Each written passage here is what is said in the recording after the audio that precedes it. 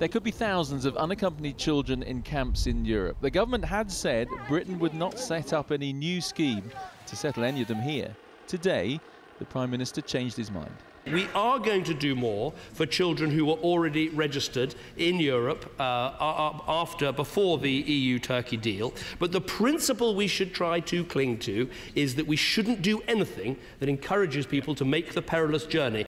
So now children will come from France, Greece or Italy and would have to have registered there before March the 20th, the date of the EU refugee deal with Turkey. But there's no number yet. The government says it's talking to local councils to see how many they could manage. The councils say that depends on the money.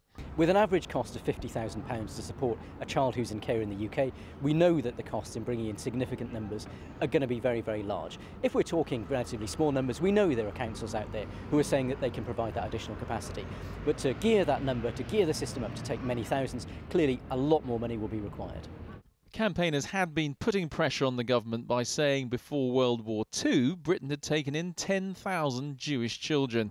One of those rescued as a child then told me it was fair to make that comparison. Of course it's true.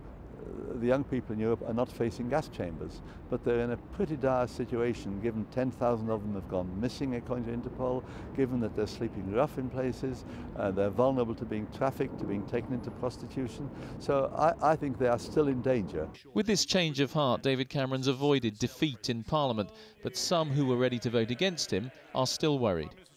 Well, I'd want us not to draw a distinction between those who reach the threshold of being a child refugee and those who don't, such as other migrants. We need to have a concern for all unaccompanied children. We don't know exactly who or how many, but we do know that children alone in Europe will soon be on their way here. Andy Bell, 5 News.